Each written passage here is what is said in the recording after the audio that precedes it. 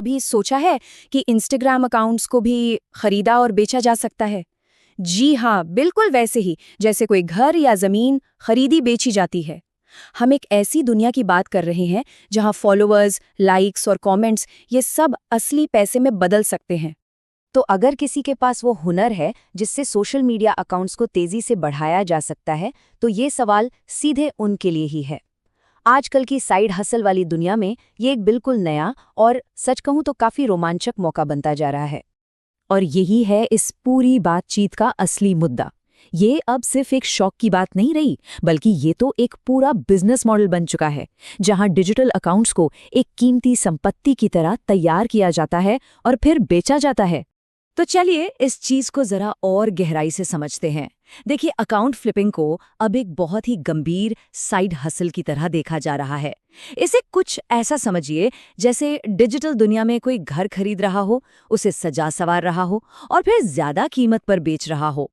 ये कोई हवाई बात नहीं है, ये एक रेडिट यूजर का अपना अनुभव है, जो इस बात का सबूत है कि लोग असल में ऐसा कर रहे हैं, और ये उनकी कमाई का एक जरिया बन चुका है, जो हमें इस पूरे काम का एक असली नजरिया देता है। अच्छा, अब सवाल ये उठता है कि आखिर इन अकाउंट्स को खरीद कौन रहा है? मतलब इस बाजार के असली खिलाड़ी कौन हैं और वो क्यों किसी बने बनाए अकाउंट में अपना पैसा लगाना चाहते हैं? देखिए, खरीदारों के इरादे बिल्कुल साफ हैं। उन्हें अपना कीमती वक्त बचाना है। जीरो से फॉलोअर्स बनाने के बजाय वो एक ऐसा अकाउंट खरीद लेते हैं जिसकी एक खास ऑडियंस पहले से ही बनी हुई है। इससे वो सीधे अपने टारगेट कस्टमर्स तक पहुंच जाते हैं। चलिए अब इस खेल के सबसे जरूरी हिस्से पर आते हैं। किसी अकाउंट की कीमत आखिर तय कैसे होती है? ज्यादातर लोग सोचते हैं कि सब कुछ फॉलोअर्स की संख्या पर निर्भर करता है, पर सच तो ये है कि असली कीमत कहीं और छिपी होती है। तो सबसे जरूरी बात है फॉलोअर्स की संख्या और एंगेजमेंट रेट के बीच का फर्क समझना। सोचिए, एक छोटी लेकिन बहुत एक्टिव ऑडियंस एक बहुत बड़ी लेकिन शांत ऑडियंस से कहीं ज्यादा कीमती हो सकती है। असली कनेक्शन तो एंगेजमेंट से ही पता चलता है। अब ये जो फॉर्मूला दिख रहा है, ये कोई अंदाजा नहीं है, बल्कि इसके पीछे एक पूरा गणित है। ये हमें बताता है कि कितने लोग असल में उस कंटेंट के साथ जुड़ रहे हैं। कुल इंटरैक्शंस को कुल फॉलोअर्स से भाग देकर ये नंबर निकाला जाता है। 5%। इसे एक जादुई आंकड़ा मान सकते हैं।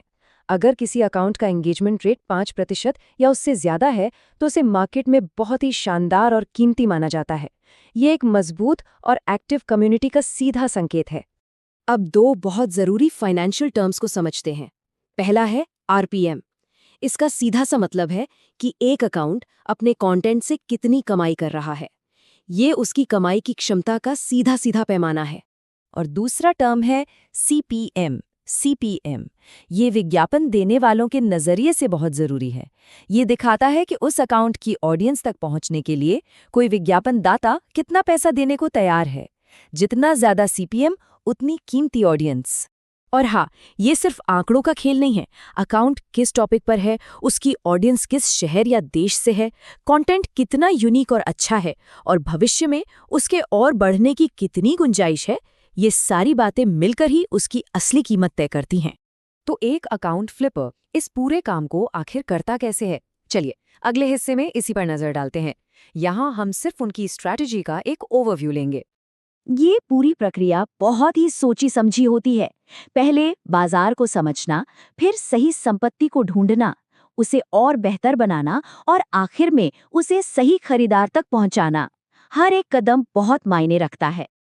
लेकिन जैसा कि कहते हैं, हर चमकती चीज सोना नहीं होती। ये जानना भी बेहद जरूरी है कि इस पूरे काम में बड़े जोखिम और कुछ नैतिक सवाल भी जुड़े हुए हैं। एक तरफ तो एक सफल फ्लिपर का ये नजरिया है जो दिखाता है कि उनके लिए ये एक कितना शानदार मौका है। साफ है कि इस काम में सफलता की बहुत संभावना है। और फिर इसके ठीक उलट आती है ये कठोर कानूनी हकीकत।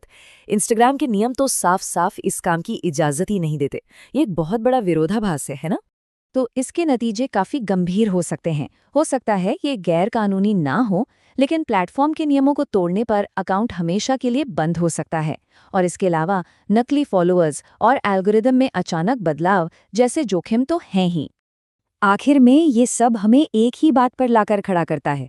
आज के डिजिटल युग में सोशल मीडिया अकाउंट सिर्फ एक प्रोफाइल नहीं है, बल्कि ये एक मूल्यवान डिजिटल प्रॉपर्टी बन चुके हैं जिनकी अपनी एक फाइनेंशियल वैल्यू है। और यही वो सवाल है जिसके साथ हम सबको सोचना है। ये एक नया और उभरता हुआ बाजार है, ये तो पक्का है, लेकिन इसके नियम और इसका भविष्य अभी भी बन रहे हैं। ये एक डिजिटल क्रांति की शुरुआत है या सिर्फ एक अस्थायी ट्रेंड, ये तो आने वाला वक्त ही बताएगा।